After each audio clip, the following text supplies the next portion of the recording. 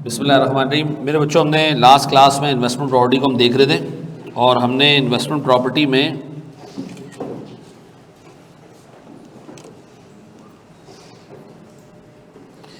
Cover कर लिया था किस चीज़ को। हमने उसमें बेसिक चीज़ें कवर कर ली थी, याद आ रहा है? याद एक काम करेगा हसन, अंदर जाओगे ना, मेरे रूम में ना बैग पड़ा होगा पीछे, उस बैग में ना इसी तरह का एक और आईपैड होगा, वो ज़रा निकाल के ले यार।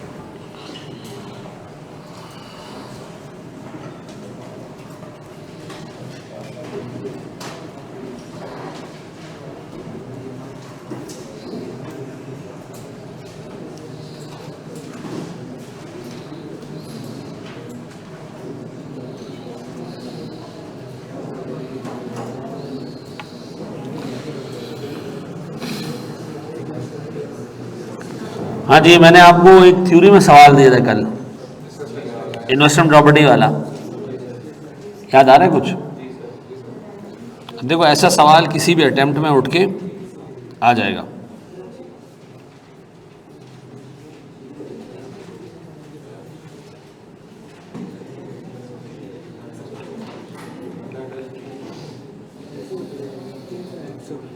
बस, बहुत शुक्रिया बेटा, बहुत शुक्रिया।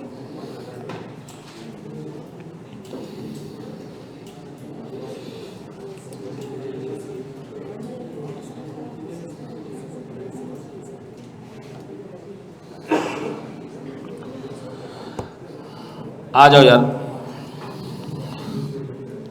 बोर्ड पे देखिएगा दोस्त।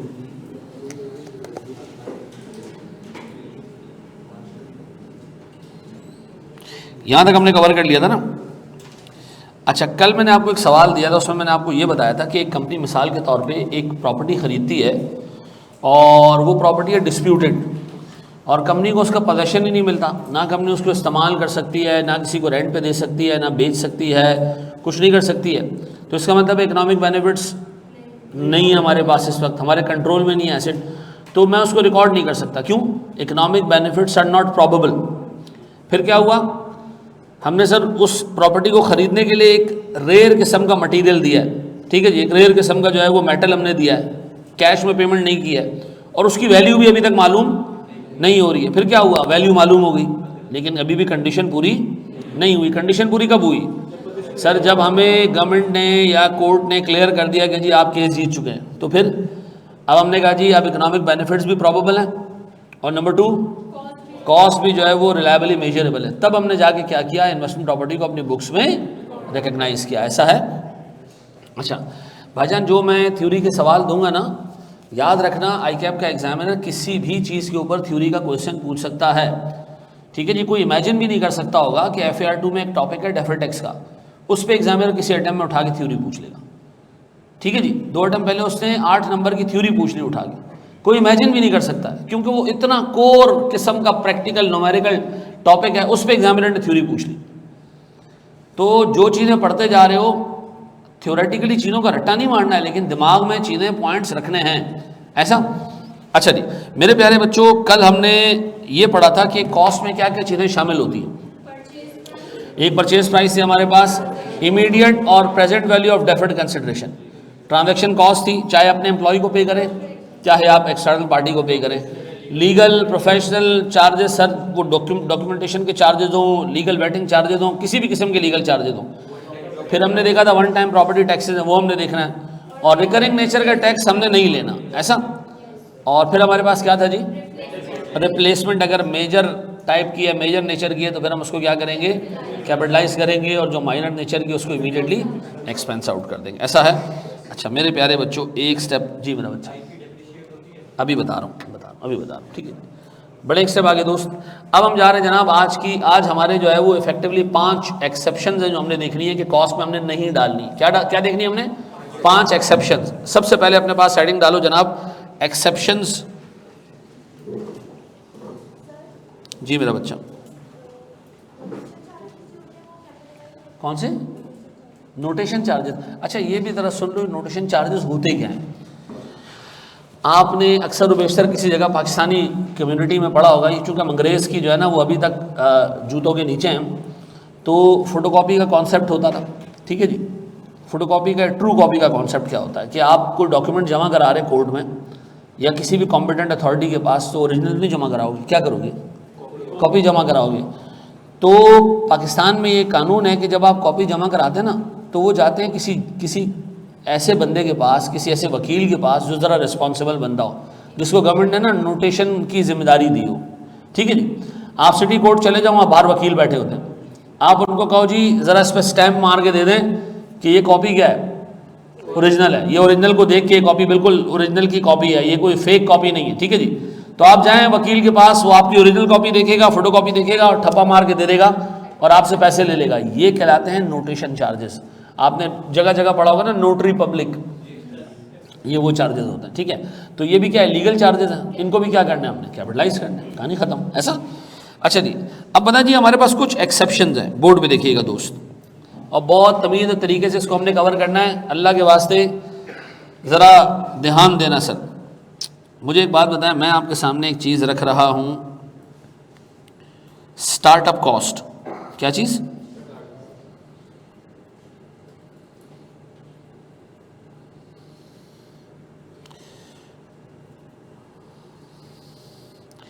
पहली चीज़ है जो आपने कॉस्ट में नहीं लेनी, वो क्या जी, स्टार्टअप कॉस्ट। स्टार्टअप कॉस्ट होती क्या है वो ज़रा सुनो अच्छे तरीके से समझना, क्योंकि एग्जाम में वो बाज़ औक़ात स्टार्टअप कॉस्ट दे देता है, बाज़ औक़ात नीचे जो 5 चीज़ें लिखी हुई है ना, इनमें से कोई एक दे देता है और आपसे पूछता है बताओ इसको प्रॉपर्टी की कॉस्ट में डालें या ना डालें, ठीक है जी। बोर्ड पे देखिएगा, आप सोच रहे हो यार मैं यूनिवर्सिटी रोड में ना एक हाउसिंग स्कीम बनाऊँ, ठीक है जी। आप प्लानिंग कर रहे हो कि यार मैं हाउसिंग स्कीम बनाऊंगा तो मेरा खर्चा आएगा 5 करोड़ का, और फिर इंशाल्लाह उसमें जितने अपार्टमेंट्स हैं वो उठा के मैं बेच दूंगा तो मुझे रेवेन्यू मिलेगा कोई 12 करोड़ रुपए का, तो मुझे 7-8 करोड़ का क्या हो जाएगा, मुनाफा हो जाएगा। ये क्या आपकी, अच्छा ये जो प्लानिंग कॉस्ट है, इसमें बैठ के आप चार्टर्ड अकाउंटेंट्स को बिठाते हो, एक्सपर्ट्स को बिठाते हो और कहते हो यार मुझे एक रिपोर्ट बना के दो, मुझे काम करना चाहिए नहीं, जिसको आप फिजिबिलिटी स्टडी कहते हो, ऐसा। ये कौन सी कॉस्ट है जी, बिजनेस प्लानिंग कॉस्ट। अच्छा जी, हो गई प्लानिंग जी, हमें काम करना चाहिए, ठीक है। अब हम क्या करते हैं, जगह ढूंढना शुरू करते हैं कि किस जगह पे इस हाउसिंग स्कीम को हम शुरू करें जो मेन रोड से भी करीब हो, शहर से जो है वो उसका कनेक्शन भी स्ट्रांग हो, पानी की लाइनें भी वहाँ मिल जाएं। तो हम सर इसके लिए क्या करते हैं, रिसर्च करते हैं, ऐसा। फिर सर एक क्या होता है कि एक जगह भी मिल जाती है, प्लान भी बन चुका होता है, फिर हम क्या करते हैं, कागज़ पे एक बिल्डिंग बनाते हैं, या वो माचिस की डिब्बियों से बिल्डिंग बनाते हैं, या वो प्लास्टिक से बिल्डिंग बनाते हैं। आपने देखा होगा ना, आप किसी हाउसिंग स्कीम में जाएं, उसके पास इतना बड़ा आगे शीशे का यानी ग्लास के अंदर एक बिल्डिंग का ढांचा बना होता है, ऐसा, और आपको बता देते कि ये बिल्डिंग होगी, ये देखें ये रोड होगा। ये जो ढांचा आप देखते हो ना प्लास्टिक का, माचिस की डिब्बियों से जो बना होता है, ये कहलाता है प्रोटोटाइप। ये क्या कहलाता है, अब बताओ, ये प्रोटोटाइप भी बन गया, लोगों को आप बुला बुला के बता रहे हैं कि देखिए ये हमारा हाउसिंग स्कीम होगा, देखिए यहाँ हमारी जो है वो बिल्डिंग्स होंगी, यहाँ हमारा जो है पीछे प्ले ग्राउंड होगा, यहाँ हमारे बच्चों के लिए स्कूल्स होंगे, हॉस्पिटल्स होंगे, रोड होंगे, ठीक है जी। तो ये सारी चीज़ें जो आप बना रहे हो, ये आपने बनाया नहीं है, सिर्फ क्या कर रहे हो, कागज़ पे या जो आपने जो है ना प्लास्टिक से बना दिया। फिर आप क्या करते हो, फिर आप टीवी में ऐड देते हो, यूनिवर्सिटी रोड से मुत्तसिल ज़बरदस्त 4 कमरों के लग्जरी अपार्टमेंट्स, ठीक है जी। एक फैमिली आपने दिखाई होती है, उसमें 2 बच्चे होते हैं, वो खेल कूद रहे होते हैं, आपके घर वाले देख रहे होते हैं कि वाह यार हमारा भी यहाँ घर होना चाहिए, ऐसा है। ये अभी तक बिल्डिंग नहीं बनी, ये क्या है जी। और फिर क्या होता है, एक दिन बिल्डिंग बन जाती है, उसके बाद आप लोगों को बुलाते हैं, आए जी बिल्डिंग तैयार है, आप देखें अपनी पसंद का फ्लैट लें, जो बाकी बचे हुए हैं उसके अंदर से जो आपको समझ आ जाए वो ले लें। और हमारे यहाँ जो है ना वातिफ असलम का कॉन्सर्ट है, ठीक है जी, इस बिल्डिंग के इस पर्टिकुलर हाउसिंग सोसाइटी के अंदर। आपने देखा ना बैरिया वाले हर जो है वो न्यू ईयर नाइट को वहाँ पर ये सेलिब्रेशंस करते हैं। ये सारी चीज़ें क्या हैं, ये पोस्ट प्रोडक्शन मार्केटिंग है। इनमें से एक चीज़ भी इन्वेस्टमेंट प्रॉपर्टी में कैपिटलाइज नहीं होगी। ये सारे खर्चे क्या होंगे, एक्सपेंस आउट। जैसे ही खर्चा हो, एक्सपेंस डेबिट कैश क्रेडिट, कहानी खत्म, ऐसा। इनमें से कोई खर्चा भी आपने क्या करना है, कैपिटलाइज नहीं करना।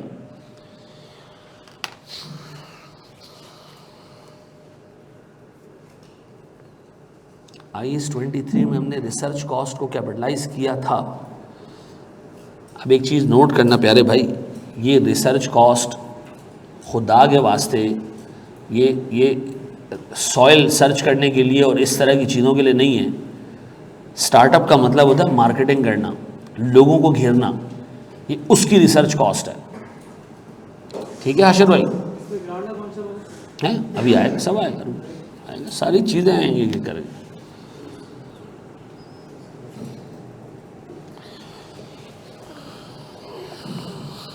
स्टार्टअप कॉस्ट का दूसरा मतलब आसानी के लिए मार्केटिंग। ठीक है, कोई भी कॉस्ट इसमें से कैपिटलाइज नहीं करनी। बड़े हम आगे दोस्त,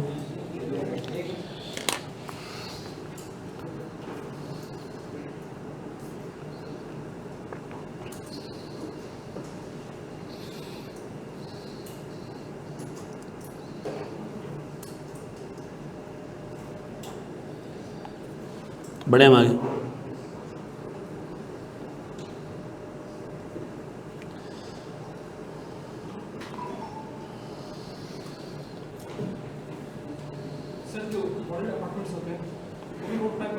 उनको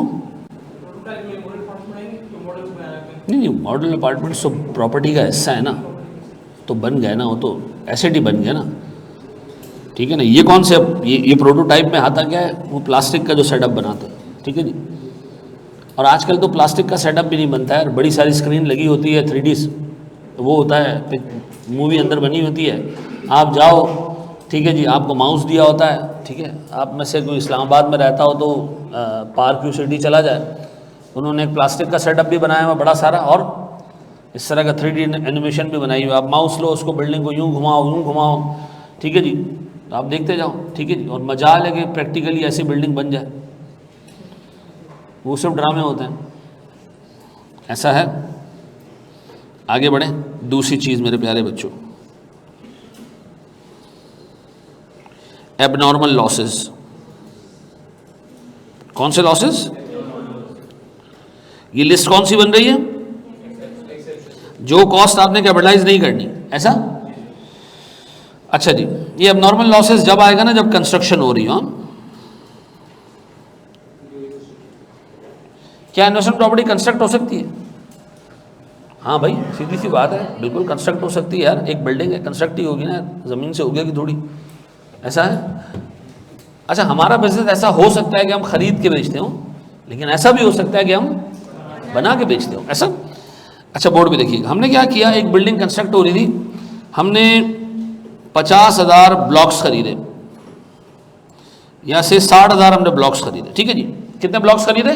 60,000। ये हम लेकर आ रहे हैं, और ये हम लेकर आ रहे हैं मिसाल के तौर पर मलीर से शारा फैसल तक, और हमें ये बात पता है कि जब मलीर से शारा फैसल तक लेकर आएंगे ना, 5% ब्लॉक्स गिर जाएंगे या ट्रक में झटके लगने की वजह से टूट जाएंगे, और वो किसी काम के नहीं होंगे। अब गौर से सुनना, इसका मतलब ये भैया, इसमें से 5% नॉर्मल लॉस होगा। कितना है जी वो ब्लॉक्स? 3,000।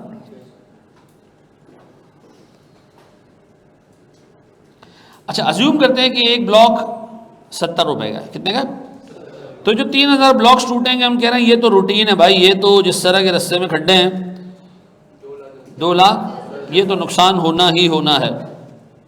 ऐसा क्या सोच रहे हो, कितने % ब्लॉक्स सही होंगे? अच्छा, 3% ब्लॉक्स ना सर, हमारी गलती की वजह से या किसी भी वजह से ज़्यादा टूट गए। अब ये क्या है जी? Abnormal loss. कितना जी ये? 3%, 1800। और एक ब्लॉक कितने का है? क्या आता है मेरे बच्चे? 1,26,000। क्या ये लॉस एक्सपेक्टेड था? नहीं सर। फिर सर हमारे पास बाकी के ब्लॉक्स जो बच गए वो कितने? कितने? क्या चाह रहा है भाई? 92%। कितना होता है देखो ना बेटा, वो कितना है? अच्छा, 55,200 ब्लॉक्स। ठीक है, और एक ब्लॉक कितने का? 70 का। कितना आता है ये? 34।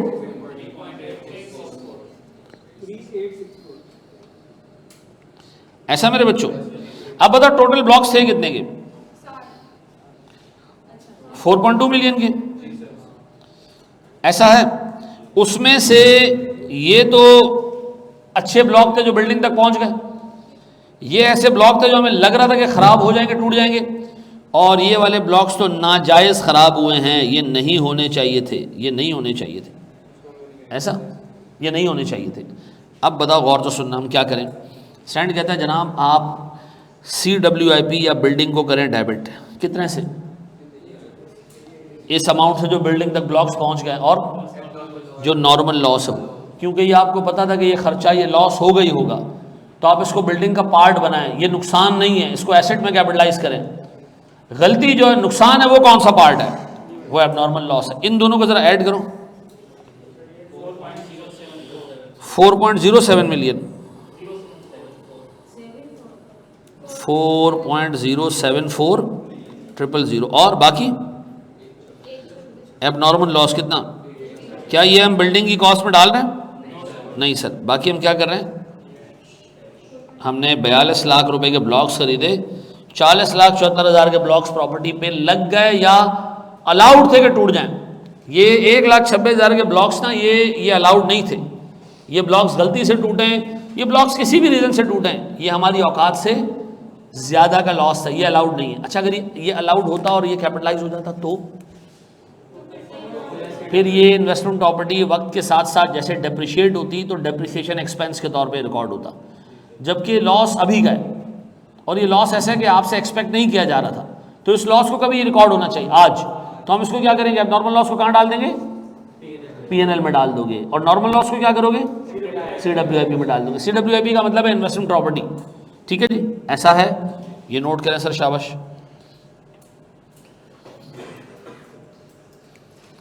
किताब में इस पर एक लाइन लिखी है, एबनॉर्मल लॉस कैपिटलाइज नहीं होगा, बस वो क्या होता है, कब आता है, ये नोट कर लो अपने पास, ठीक है।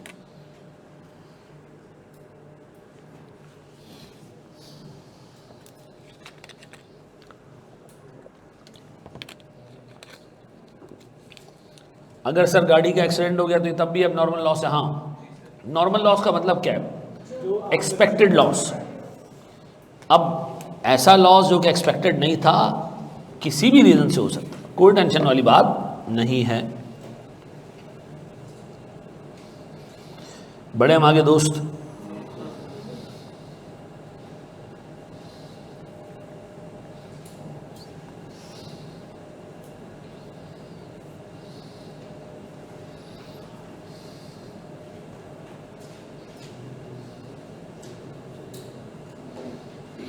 बढ़ जाए, चलो जी आगे बढ़ो दोस्त। तीसरी चीज़ मेरे प्यारे बच्चों, बल्कि आगे बढ़ने से पहले एक सवाल सॉल्व कर लो।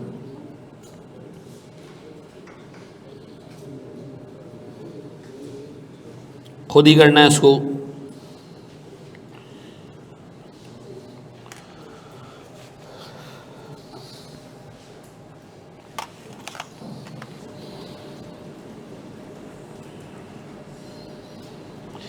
यार ये मैं करवा नहीं रहा, ये मैं सिर्फ एक्सप्लेन करूँगा।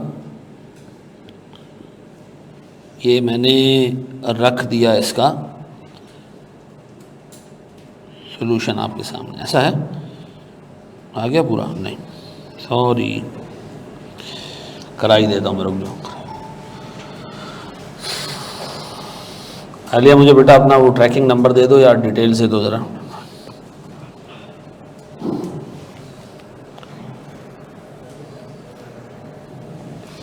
मैं कह रहा हूँ। अच्छा मुझे एक बात बताएं, यहाँ पर सर हमारे पास 50,000 ब्लॉक्स हैं और 4,000 सीमेंट की बोरियां हैं। इन 50,000 ब्लॉक्स में से कितने ब्लॉक्स ऐसे हैं जो हमने कितने वेस्टेज एंटिसिपेटेड है, 10%, और हुई कितनी वेस्टेज एक्स्ट्रा, 5% एक्स्ट्रा होगी, और 85% गुड आउटपुट, ऐसे ही है। और सीमेंट की बोरियां कितनी हैं, 4,000, इसमें भी 10% was considered as normal loss, 5% additional loss है, और 85% हमारे पास गुड आउटपुट, ऐसा। तो मुझे बताओ मेरे पास 10% कितना है जी, और 40, ये है जी 400, ये है जी 200, और ये है जी 3400, ऐसा। मुझे बताया मेरे पास सर एक एक ब्लॉक कितने का, 80 रुपए का, ₹80, 80 और 80। ये बोरी कितने की? 6,000 की। 6,000 रुपये की बोरी सीमेंट की, ऐसा? बोरी समझते हो ना? हाँ, आप लोग बेटा उस एरा में पैदा हुआ जब अल्ताफ़ भाई नहीं है, ये तो बोरी आपको पता होती है क्या होती है। हाँ जी, कितना आ रहा है जी?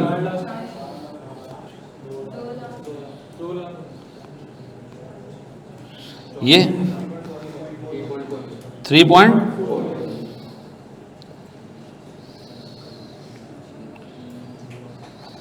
ये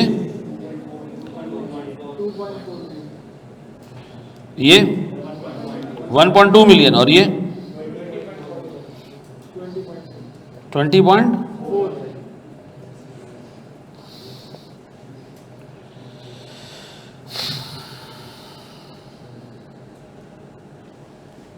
अब बताइए हमारे पास इसमें CWIP इस अमाउंट से और इस अमाउंट से, ऐसा 3.8 मिलियन। फिर एबनॉर्मल लॉस कितने से? 2 लाख से और कितने से? यकीन करो एक इतना ज़बरदस्त सवाल बन सकता है कि एक इन्वेस्टमेंट प्रॉपर्टी पहले वो तुमसे कंस्ट्रक्ट करवाए IS 23 में, ठीक है जी, और उसमें इस तरह के खर्चे भी डाल दें, ऐसा, और फिर आपसे वो कहे कि आगे IS 40 की अकाउंटिंग करो, ऐसा है। ये कितना है जी? CWIP इन दोनों से 22 पॉइंट, कोई मसला नहीं, और अच्छी बात है अगर किसी ने एक साथ कर दिया तो। और 20 पक्का, बस है जी। बड़े हम आगे 2 चीज़ें मैंने आपको बताई हैं जो आपने कॉस्ट में नहीं लेनी। कौन सी 2 चीज़ें? एक स्टार्टअप कॉस्ट और एक नॉर्मल लॉस, ऐसा है जी मेरा बच्चा। एक्सपेंस वाली नेचर में उसको आपने क्या करना है, इमीडिएटली PL में डाल देना, ठीक है। बड़े हम आगे दोस्त, आओ मेरे प्यारे बच्चों, अपने पास हेडिंग डालो, क्या चीज़? तीसरा,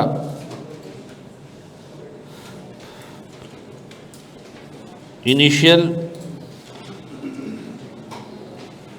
ऑपरेटिंग लॉसेस। बोर्ड पर देखियो मेरे बच्चों, सारी चीज़ें छोड़ दो, बोर्ड पे फोकस करो। What is meant by initial operating loss? सुनो, सुन लेना पहले। हाँ, ये सवाल पेपर में पूछ चुका है वो। मुझे एक बात बताएं, एक बिल्डिंग बन गई, एक इन्वेस्टमेंट प्रॉपर्टी बन गई, कंप्लीट हो गई, किराए पे देना हमने शुरू कर दिया इसको। ये हमारे पास एक बिल्डिंग है, हमने बनाई इसीलिए, ये स्टूडेंट्स का हॉस्टल है, हमने बनाया कि जी इसमें हम क्या करेंगे, बच्चे जो है वो बच्चों को हम कमरे क्या करेंगे, रेंट पे देंगे, ऐसा नया नया हॉस्टल बना है। और इसमें कोई 50 के करीब इस तरह के कमरे हैं, ऐसा। इस हॉस्टल को हमें जब तक सर बच्चे नहीं आते हैं, अभी तो आएंगे ना, एक का दुक्का आएंगे, फिर 2-3 आएंगे, फिर 2-3 आएंगे, ऐसा ऐसा ये भरना शुरू होगी, ऐसा। तो हम फिर कहेंगे कि जी हमारी ऑक्यूपेंसी कंप्लीट हो गई, फुल हो गई, ऐसा। अगर ये आधी भरी होगी तो हम क्या कहेंगे, प्रॉपर्टी इज 50% ऑक्यूपाइड। अगर हम कहें जी 10% भरी हुई है तो हम क्या कहेंगे, प्रॉपर्टी इज 10% ऑक्यूपाइड। अब और सुनना, इस बिल्डिंग की एक मेंटेनेंस कॉस्ट होगी, ऐसा है। अच्छा, इस बिल्डिंग की अज्यूम करते हैं मेंटेनेंस कॉस्ट है 2 लाख रुपए महीने के। कितने? 2 लाख रुपए महीने के। अच्छा, इसमें एक कमरे का रेंट है 50,000 रुपए पर मंथ। कितने? अब बताओ जी, जब हमने हॉस्टल खोला ना, तो उस हॉस्टल में मिसाल के तौर पे हसन ने आके रहना शुरू कर दिया। हसन हमें कितने पैसे देता है, लेकिन यार एक बंदे के रेंट से 50,000 मिल रहे, लेकिन खर्चा कितना आ रहा है हमारा, 2 लाख। अब बताओ मैं क्या सोच रहा हूँ, कम से कम इस बिल्डिंग में 4 अपार्टमेंट भरेंगे ना, तो हमारा ये लॉस आना क्या हो जाएगा, बंद हो जाएगा। जब तक ये 4 अपार्टमेंट नहीं भरते, ये लॉस क्या होगा, इसको कहते हैं इनिशियल ऑपरेटिंग लॉसेस। क्या कहते हैं? यानी जब तक एक लेवल तक ऑक्यूपेंसी नहीं आती है, लॉस होते हैं शुरू में। फिर एक और बंदा आया, उससे 50,000 देना शुरू किए। कितने हो गए जी, मल्टीप्लाई बाय 2। क्या अब आपके लॉसेस आना बंद हुए? नहीं सर, अभी भी लॉस आ रहा है। फिर क्या हुआ, एक पॉइंट आया 3, 4 और फिर ये चले गए 6 पे। अब लॉस आना बंद हो गया। स्टैंडर्ड कहता है कि जनाब जब ये एक बंदा था तो 50,000 की इनकम आ रही थी और 2 लाख का खर्चा था, तो लॉस कितने का था? इसने कहा भैया ये 1.5 लाख का loss profit and loss account में डालो, इसको प्रॉपर्टी की वैल्यू में ऐड नहीं कर देना, इसको प्रॉपर्टी की वैल्यू में ऐड मत कर देना, ये इनिशियल ऑपरेटिंग लॉसेज है भाई, आएंगे, नया नया एसेट चलना शुरू होता है, उस पर एक्सपेंस आ रहा होता है, इनकम नहीं होती उसकी, तो शुरू में लॉसेज आएंगे। ये नहीं करना कि लॉस उठा के प्रॉपर्टी के कॉस्ट पर डाल दो कि जी इस लॉस का फायदा तो हमें आगे तक होता रहेगा, नहीं ऐसा नहीं है भाई, इस लॉस को आपने क्या करना है, पीएनएल में डाल देना है। तो हम क्या कह रहे हैं जी, इनिशियल ऑपरेटिंग लॉसेज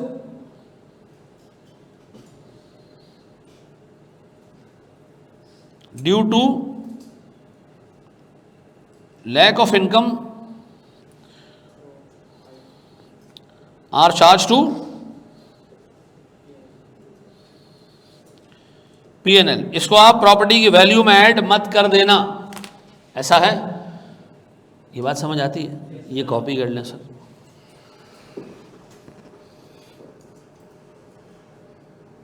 दस 30 का टाइम नहीं था, जुम्मे का दिन है मेरे बच्चों, 10 बजे का टाइम था।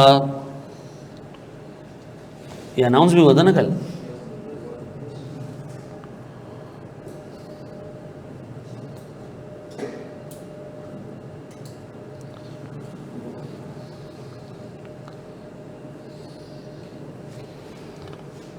नहीं वो तो मैं समझा आम दिन है ना, को खैर इतना हमने ख़ास पढ़ा नहीं है। अभी आप जैसी क्लास ख़त्म हो शुरू का 20 मिनट का लेक्चर ले लेना। अल्ताफ़ भाई मान दे भाई, उनको कुछ समझ ही नहीं पाया। आपको कॉल की थी बट आपने रिसीव नहीं की। बेटा एक मैसेज करके ना पहले बता दिया करो। अभी भी देखो मेरा मोबाइल वहाँ पर पड़ा हुआ है, अब मुझे नहीं पता कि किसी कॉल्स आ रही होंगी हैं। अच्छा पुराने ज़माने में ना ऐसे लोटे जैसे मुंह होते थे ना, लेकिन बात अच्छी होती है। अब सारा मामला ख़राब आ रहा है। मजाक कर रहा हूँ, माशाल्लाह वाला आज हाजी साहब बने हुए हैं, तो जुम्मा पढ़ा रहे हैं आज आप हैं? हाँ जी पढ़ाएंगे। तो आलमगीर मस्जिद जाता है ना, आलमगीर मस्जिद जाते हो ना? अच्छा वैसे वहाँ जमात है कितने बजे? वहाँ पे है 1 बजे। 1 बजे। तुम वो पंजाबी सौदागरान हो क्या? वो तो उनकी कम्युनिटी है।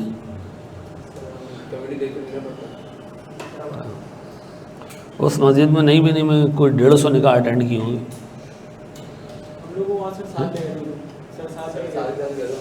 अच्छा मैं कोई 150-200 निकाह मैंने अटेंड किए होंगे, स्टूडेंट्स के, दोस्तों यारों के। इतवार के दिन वहाँ जितने भी खंबे हैं ना, सबके नीचे एक निकाह हो रहा होता है। कभी जाओ इतवार को असर पे हैं कोई हैं? नहीं यहाँ इस्लामिक कंट्री हर जगह हो जाता है निकाह, आप करने वाले बनो हैं। हमारे एक दोस्त ने रक्षे में निकाह किया। हाँ अच्छी बात है, निकाह करना बुरी बात नहीं है हैं?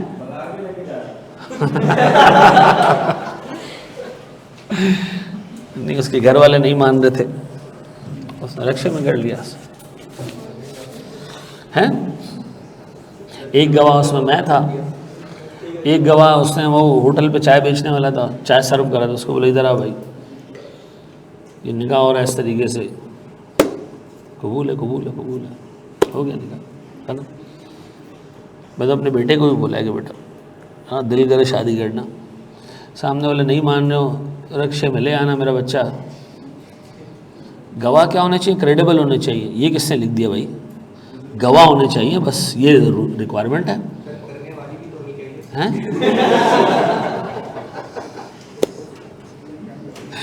अच्छा जी नहीं वहाँ आप थोड़ा सा जो है ना, जिसके मैं आपको स्टोरी सुना रहा हूँ उसके साथ बड़े मामलात थे यार, ठीक है ना, बड़े प्रॉब्लम्स थे और उसके लिए ये करना ज़रूरी हो गया था। ऐसे मैं ऐसे किसी की इस तरह के कामों में साथ नहीं देता अनलेस कि कोई ऐसा दोस्त हो कि जो बहुत ही अजीज़ दोस्त हो।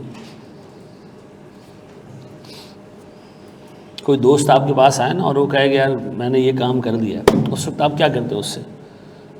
Very good. अगर आपने उससे पूछा ना कि यार ये तूने क्या कर दिया यार, तो फिर आप उसके दोस्त नहीं हो। आपने बोला कर दिया ना, अब आ जा यार, बैठ के सोचते हैं कि देखो निकालेंगे ऐसे इसमें से, ऐसा दोस्ती फिर ऐसी करो ना यार। बड़े हम आगे दोस्त बढ़ जाए।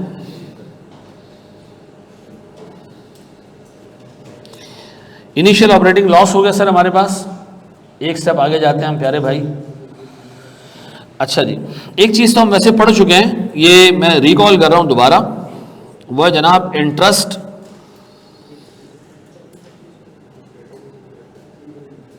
Embedded in consideration. इसका उर्दू ज़ुबान में मतलब पता है क्या है, कि वो अमाउंट जो कि 1 साल से बियॉन्ड पे की जाती है परचेज प्राइस, उसके अंदर सूद शामिल होता है। आप उसकी प्रेजेंट वैल्यू निकाल लिया करें। क्या मतलब जी? साल के तौर पे जी,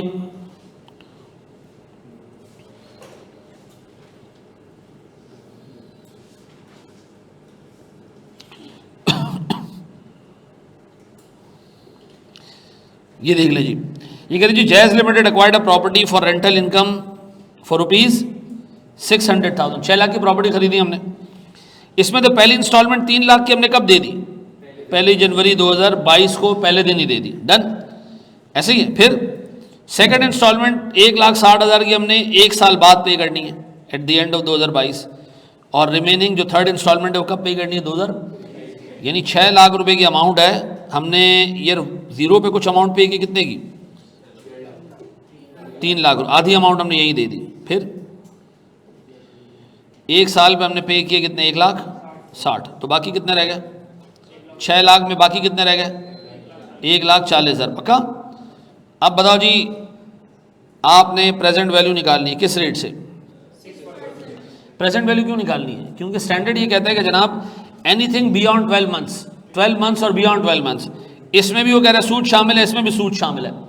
ये जो इंटरेस्ट है, देर से पैसा देने पे जो इंटरेस्ट है, वो क्या करो, इसमें से हटा दो। हमने कहा यार ये कैसे पता चलेगा कि इसमें इंटरेस्ट है या नहीं? उसने कहा जो अमाउंट 12 महीने या उससे बाद में पे होती है, उसमें हम अज्यूम करेंगे कि उसमें हमेशा क्या होगा? इंटरेस्ट होगा। अब बताओ 1,60,000 हम नहीं लेंगे, क्या लेंगे सर? इसको हम डिवाइड करेंगे किससे? 1 + 6% raise to the power 1 divided by 1 + 6% raise to the power 2। और इसको डिवाइड करने की जरूरत नहीं है। ये 3 का 3 लाख आएगा। इसका क्या मतलब है? 3 का 3 लाख आएगा। हम कह रहे हैं जी इसमें कोई सूद नहीं है। फिर इसमें 1509, इसका मतलब है इस 1,60,000 में कोई 10,000 के करीब सूद था, वो हटा दिया तो 1,50,000 रह गया। और इसके अंदर 5,599, ऐसा। इसका मतलब है इस 1,40,000 में को 15,000 के करीब सूद था, बाकी 1,24,000 हमारे काम का अमाउंट है। अब बताएं सर, मैंने इसमें से सूद निकाल दिया, बताएं सर मेरे पास कितनी अमाउंट आ रही है? परचेज प्राइस कितनी आ रही है?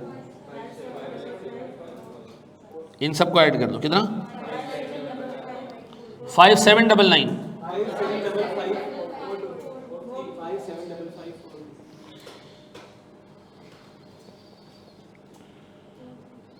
ऐसा है मेरे प्यारे बच्चों, कुछ यूं ही है, कुछ इसी तरह है। कितनी एक्सेप्शन हो गई हमारे पास सर? 4। ऐसा है, ये नोट करें सर। मैंने यहाँ लिखा है जनाब, if the consideration is to be received after 12 months, ठीक है जी, on or after 12 months, it should be treated as if it includes interest component and interest component. Calculate the present values of amount to exclude interest. ऐसा?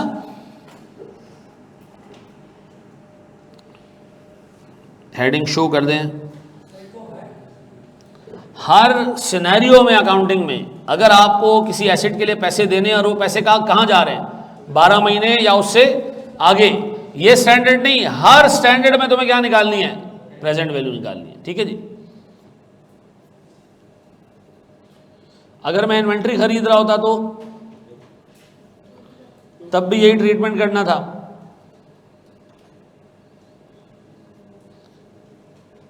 क्या आगे बढ़ जाएं हम? जी मेरा बच्चा,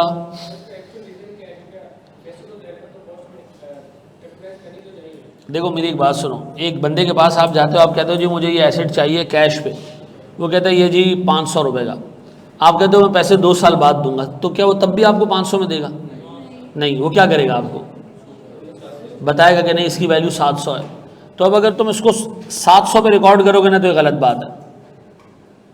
उसकी वजह क्या है कि इसमें 200 रुपये का क्या शामिल है, सूद शामिल है। तो आप इसको प्रेजेंट वैल्यू यानी कैश प्राइस पे रिकॉर्ड करो।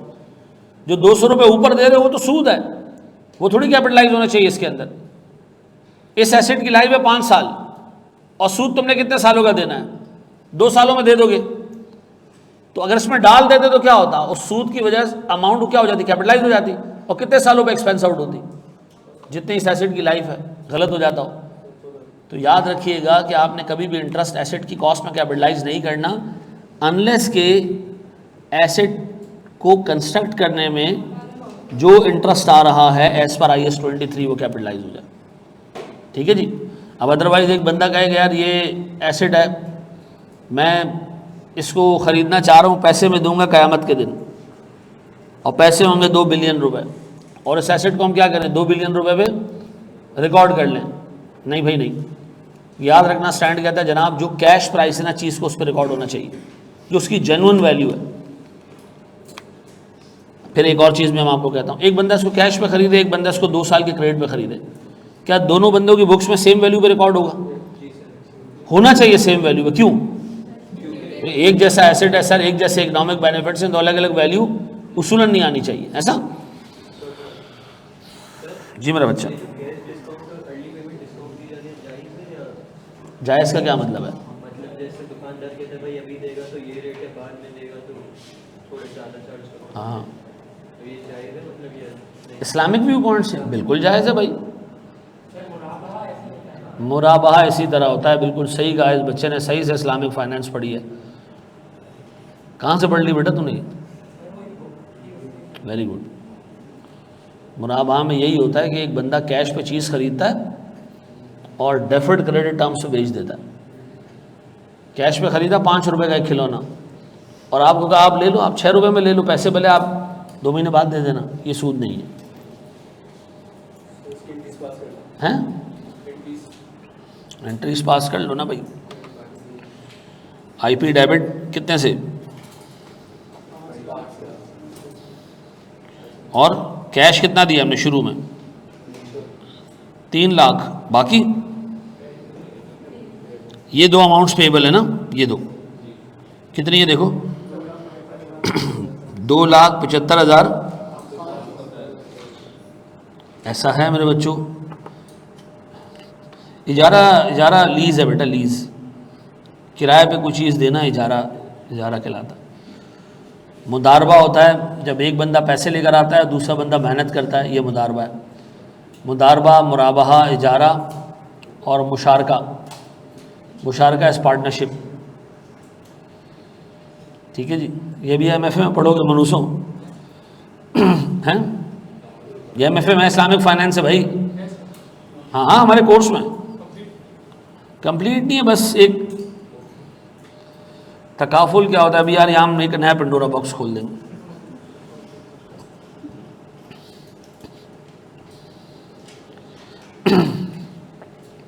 हज़रत उमर रज़ी अल्लाह अन्हु के दौर में ये काफ़िले जाते थे तिजारत के लिए, तो लूट जाते थे कभी कभी। तो जब एक काफ़िला लुटता था तो उनका तो सारा साजो सामान चोरी गए, तबाह हो गए। तो हज़रत उमर ने कहा जो भी जाएगा ऐसे ट्रिप पे तिजारत के लिए जाएगा, जब वो मदीना छोड़ के जाएगा उसको एक सर्टन अमाउंट एक डब्बे में डाल के जानी है, ताकि अगर कोई काफ़िला लुट जाए तो उस पैसे से हम क्या करें, उसको कुछ ना कुछ सामान खरीद के दे दें। That was the first concept of insurance, ऐसा।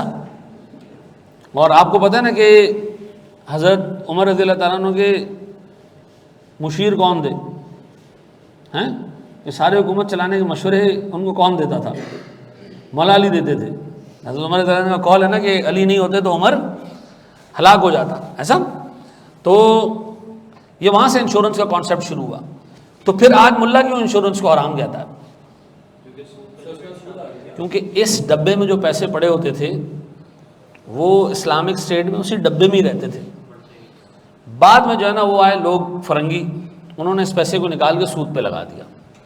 क्या ये पैसा तो ऐसे ही पड़ा रहेगा, इसको क्या होना चाहिए, इसको ग्रो होना चाहिए। तो बस इस्लामिक तकाफुल में और जो नॉर्मल इंश्योरेंस है ना उसमें वैसे तो बहुत सारे फ़र्क है, ये बुनियादी फ़र्क है उसमें। ठीक है जी, बड़े हम आगे दोस्त। आओ मेरे प्यारे बच्चों, एक बात बताओ, पांचवी चीज़ देख रहे हैं हम और ये आखिरी चीज़ है, इंसेंटिव टू, ये लेसी क्या होता है? हैं? जो लेसी कहते हैं, किराए पे कोई चीज़ खरीदता है उसको हम लेसी कहते हैं।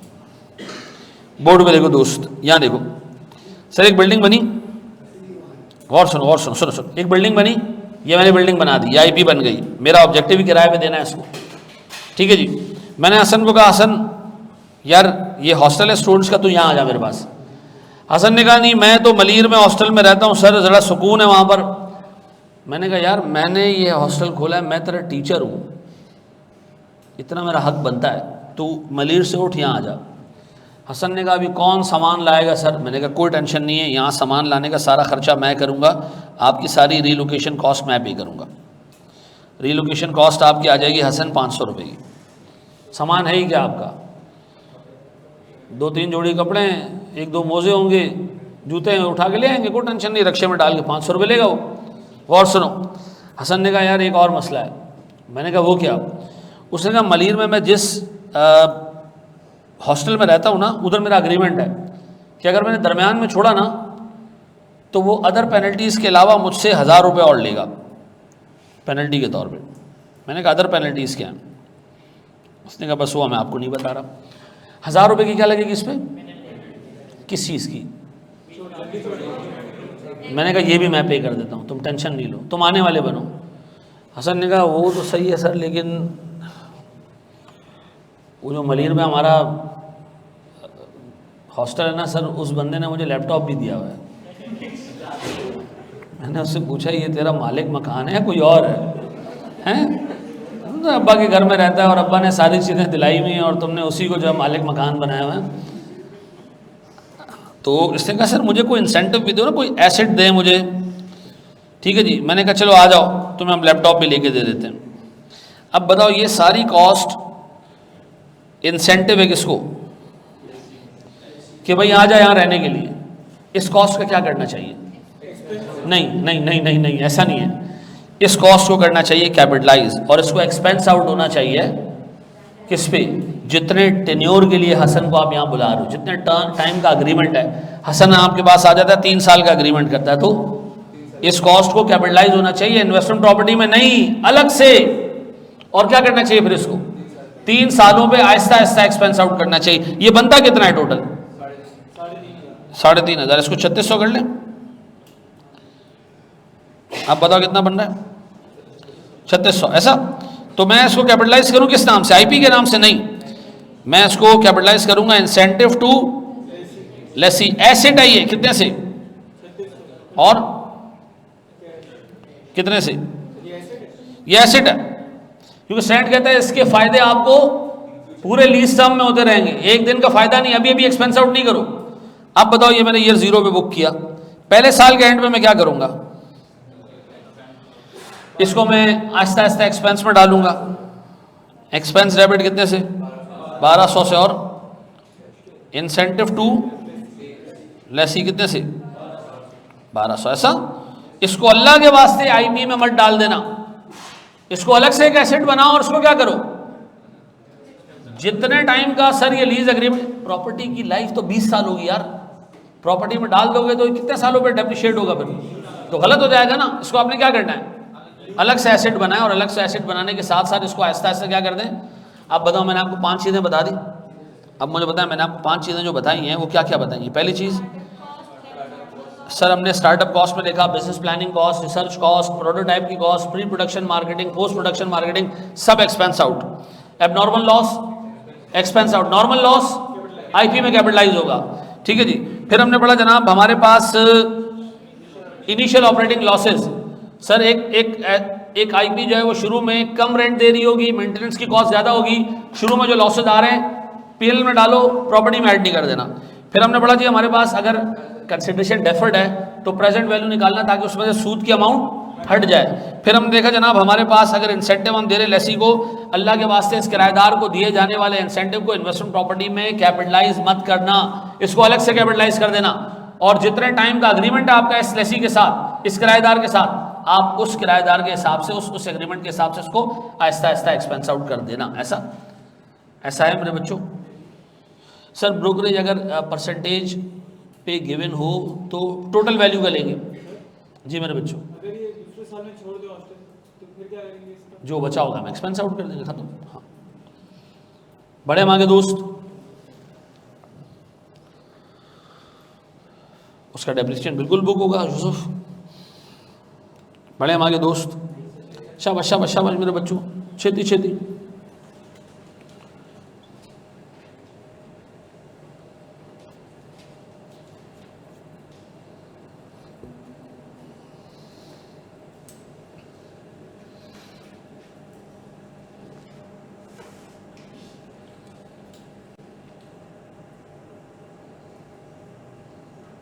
बड़े हम आगे,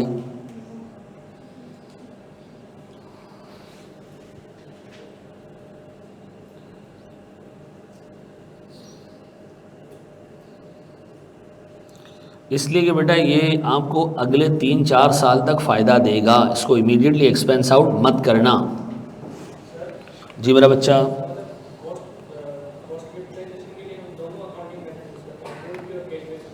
कौन सा?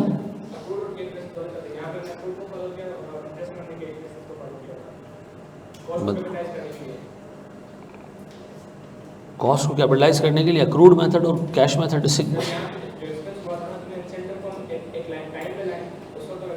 ठीक है। देखो ये इस तरह इसको नहीं देखो, हर वो खर्चा जिसका बेनिफिट ओवर द पीरियड आपको मिलेगा, ठीक है जी, उसको आप कैपिटलाइज करो, over the period expense out करो। मैचिंग कॉन्सेप्ट ये कहता है कि जिस खर्चे से मिलने वाली इनकम अगले सालों में आएगी, आप उस खर्चे को रोक के रखो और फिर जब वो इनकम आए तो आप क्या करो, उसके साथ साथ उसको एक्सपेंस आउट करो। एसेट खरीदते हो कोई भी, पीपी जो होता है उसको कैपिटलाइज क्यों करते हैं हम?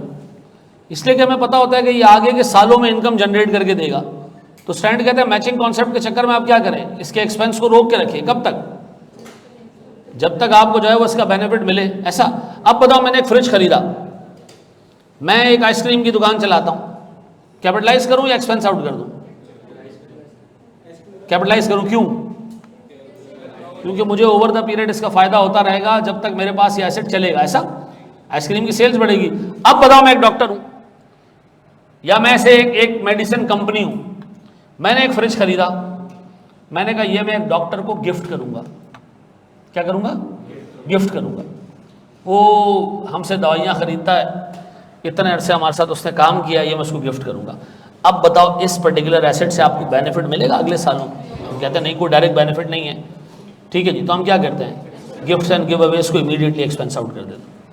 तो इस तरह इसको नहीं सोचो कि कैश बेसिस अक्रूड बेसिस है। जिसके बेनिफिट्स आगे मिलेंगे उसको क्या कर दो आप, कैपिटलाइज कर दो। जिसका बेनिफिट नहीं है, ब्लॉक टूट गए थे, क्या किया हमने, एबनॉर्मल लॉस के नाम पे एक्सपेंस आउट कर दिया। ठीक है जी। लेसी तो लीज में होता है, यहाँ तो रेंट। और खुदा के बंदो चमाड़ मारूंगा मैं तुम लोग। लीज एग्रीमेंट रेंट का नाम है, रेंट एग्रीमेंट को लीज एग्रीमेंट कहते हैं। ये मकान किराए पे लेते हो, क्या है ये लीज एग्रीमेंट है।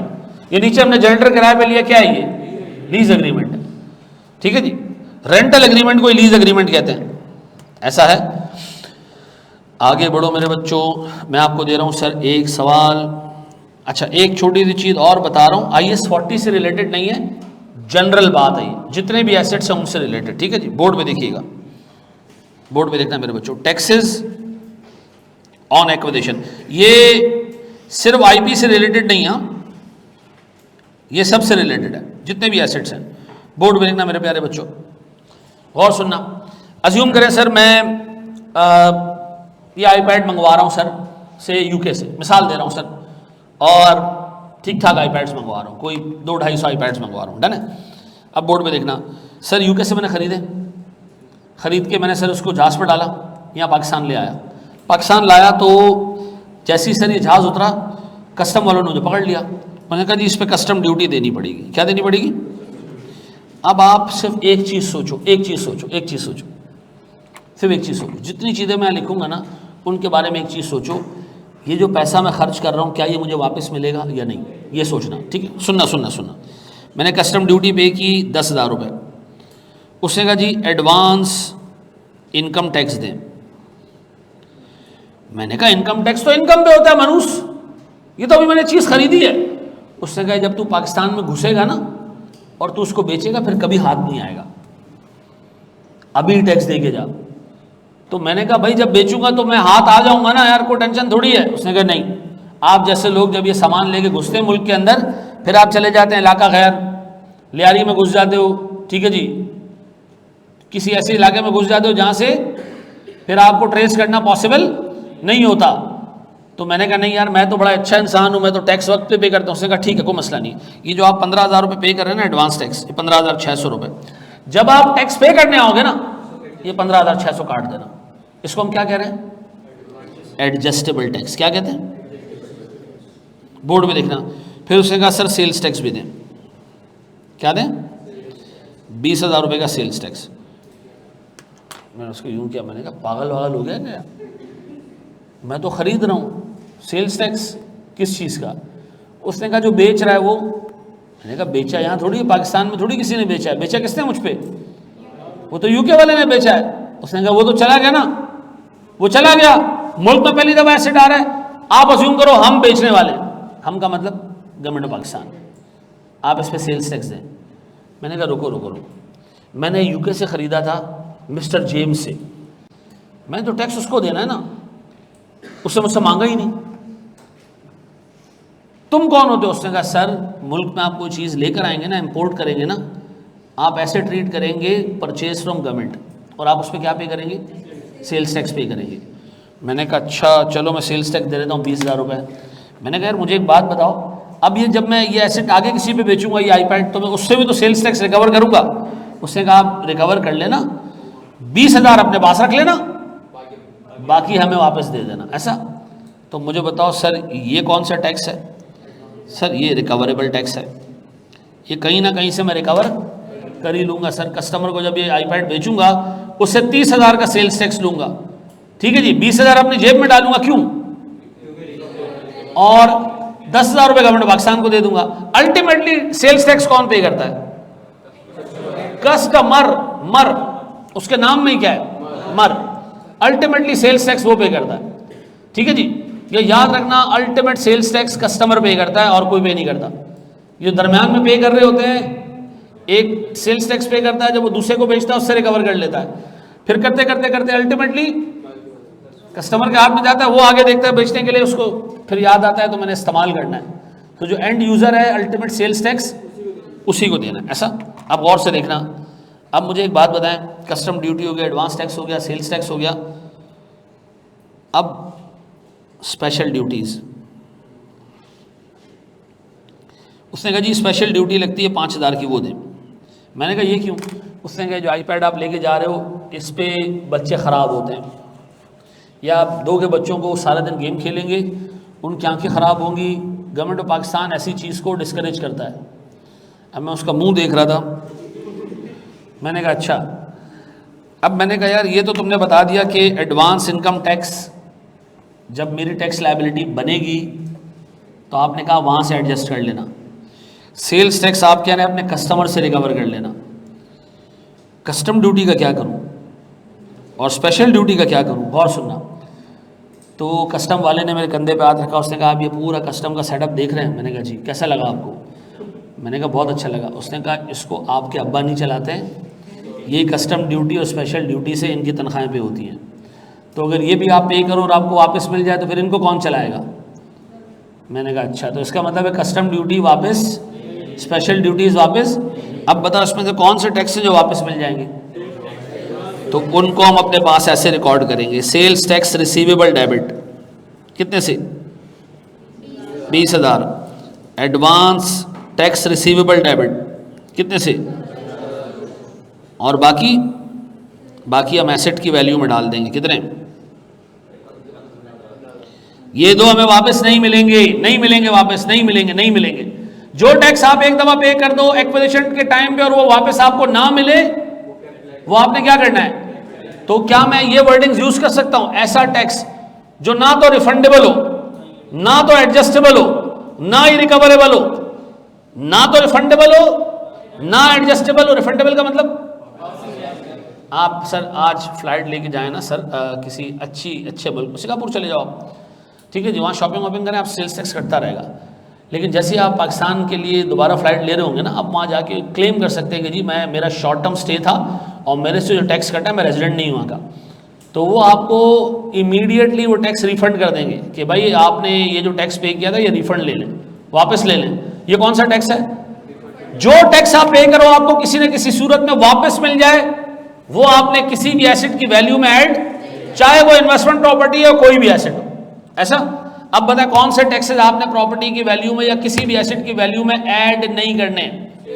अगर वो रिफंडेबल है नहीं ऐड करो, अगर वो एडजस्टेबल है नहीं ऐड करो, अगर वो रिकवरेबल है, मुझे बताओ रिफंडेबल का मतलब वापस मिल जाए, रिकवरेबल का मतलब किसी कस्टमर को बेच के उससे रिकवर कर लें, और एडजस्टेबल का मतलब आगे हमने गवर्नमेंट ऑफ पाकिस्तान को कुछ पैसे देने थे उसमें से हम एडजस्ट कर लें। रिफंडेबल, रिकवरेबल, एडजस्टेबल टैक्सेस कभी भी कैपिटलाइज नहीं होते हैं। ऐसा कौन सा टैक्स कैपिटलाइज होगा?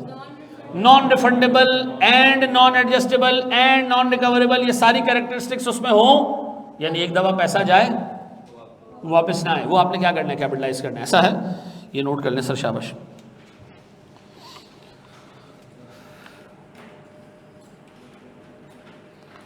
अशारे आगे आने दो, लीज के स्टैंडर्ड में देखेंगे हम। अभी क्या हम आगे बढ़े मेरे बच्चों?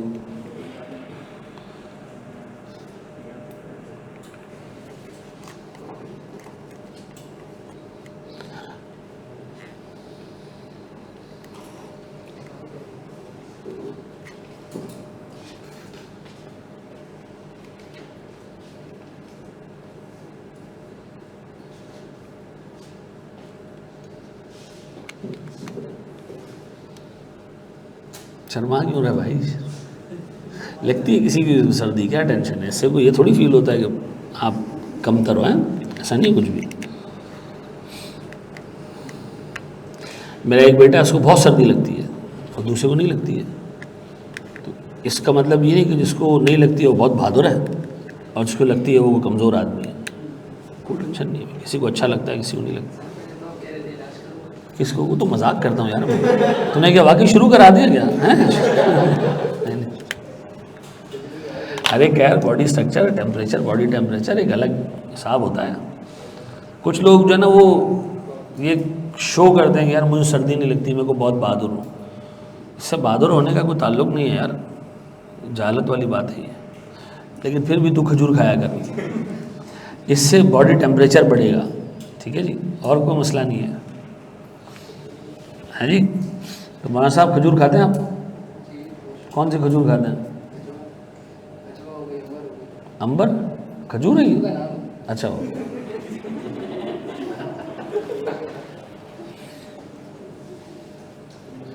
एक दफ़ा मैं खजूर लेने गया तो खजूर ऐसे पड़ी हुई थी, तो एक बिल्कुल सूखी खजूर थी, और खजूर आमतौर पर खजूर का साइज़ इतना होता है, वो इतनी बड़ी खजूर थी। मैंने कहा ये क्या है, ये कौन सी खजूर है? ये खजूर है भी या कोई और चीज़ है? कहते हैं नर छुआरा है। मैंने कहा अच्छा यार, ये कोई अलग ही चीज़ है? कहना ये कोई अलग ही चीज़ है, सूखी भी खजूर है, खा लो आप।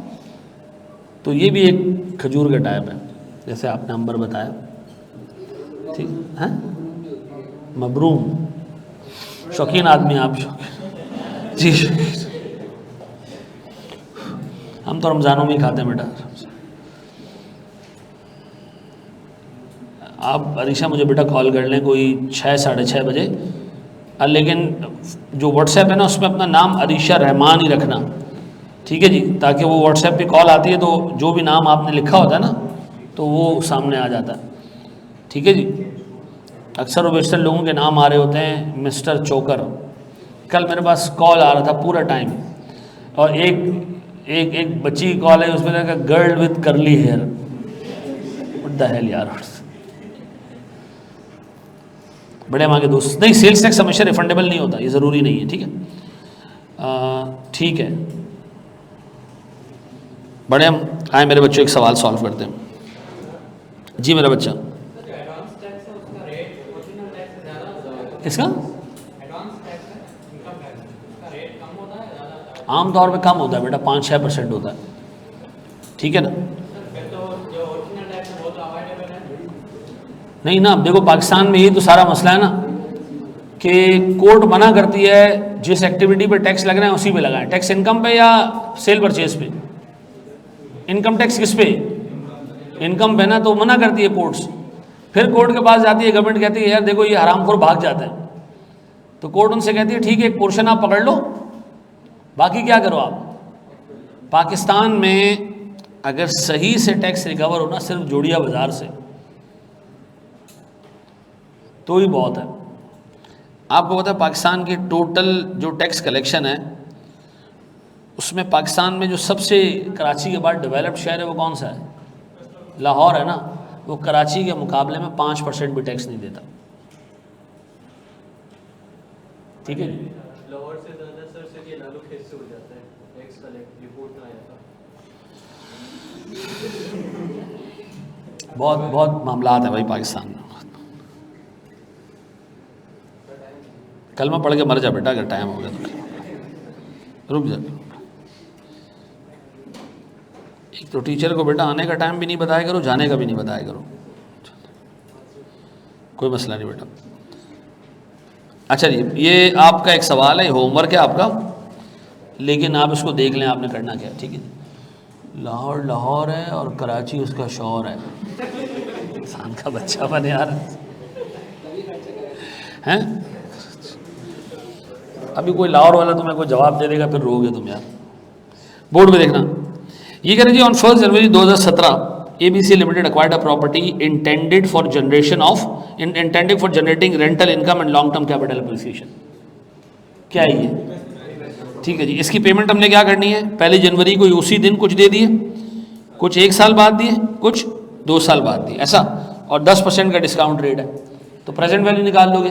चलो जी, फिर उसने कहा जी हमने एक कमीशन पे किया है 2.5% ऑफ टोटल कंसिडरेशन। जब भी एग्जामिनर परसेंटेज देना तो प्रेजेंट वैल्यू में मत लगाना इसको। असल में जो कंसिडरेशन आपने सामने वाली पार्टी को पे करनी है वो ये है, इसका आपने 2.5% लेना है, ठीक है। प्रेजेंट वैल्यू तो आप अपनी अकाउंटिंग के लिए कर रहे हो ना, असल में जो पैसा आपने पे करना है वो कौन सा पे करना है? ये वाला पे करना है सामने वाली पार्टी को, तो कमीशन इस पे लगता है, ऐसा। फिर जी, फिर वो कह रहा है जी legal fee, notary charges, documentation and waiting expenses amounted to 10,000, ये कैपिटलाइज होगा, ठीक है जी। A total of 14,560 was paid in property taxes, including 3400 for annual property tax paid in advance। ये 3400 कैपिटलाइज होगा नहीं, और 11,160 हमारे पास एक नॉन रिकरिंग टैक्स है जो ट्रांसफर ऑफ ओनरशिप से रिलेटेड है, ये कैपिटलाइज होगा। Following advance taxes were paid at the acquisition stage. Advance income tax which is adjustable against future tax liability, adjustable tax नहीं होगा। फिर sales tax of 3,000 which is adjustable against future sales tax to be collected from rental income, ये भी नहीं होगा। फिर बस नहीं सर दोनों, हाँ नहीं है, नहीं है। Certain parts of the property were replaced at a cost of 4,000 to make the property suitable for use. The disposed part were sold for 1,500। हाँ जी, अच्छा ये याद रखना, जब भी एग्जामिनर आपको रिप्लेसमेंट की बात करे ना, आप उसको हमेशा मेजर ट्रीट करना, अनलेस के एग्जामिनर लिख के दे दे कि क्या है, माइनर है, ठीक है जी। इस पे हमने अभी सेटलमेंट कर लिया, ठीक है जी। आपसे एग्जामिनर ये नहीं पूछेगा कि बताओ ये मेजर है या माइनर है, वो बताएगा, कुछ भी ना बताए तो मेजर रिप्लेसमेंट है, ठीक है जी। फिर जी, फिर वो कह रहे जनाब additional cost incurred after acquisition until the year and. अब खरीदने के बाद भी कुछ खर्चे हुए हैं। Number 1, 3 month post acquisition minor property damaged को हमने रिपेयर किया। रिपेयर एक्सपेंस हमेशा क्या होता है, एक्सपेंस आउट होता है, तो रिपेयर्स अगर खरीदने के बाद होंगी थोड़ी बहुत, हम उसको कैपिटलाइज नहीं करेंगे।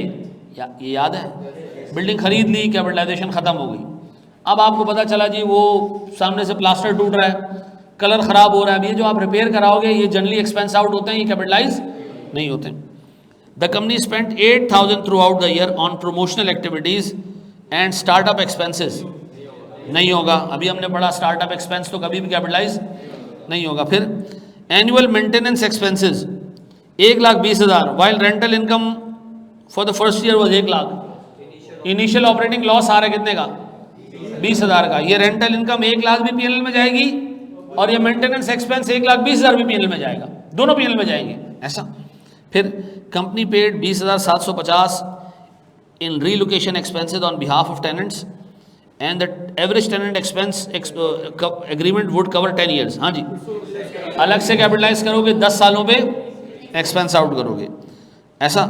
बस आपने मुझे इनिशियल रिकग्निशन की कॉस्ट निकाल के देनी है आईपी की घर से, ऐसा देख लोगे मेरे बच्चों उसको।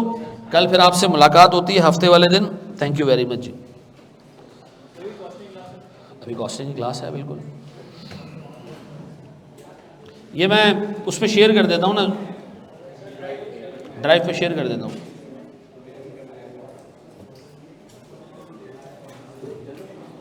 वो आपको बता दिया जाएगा बेटा, एडमिन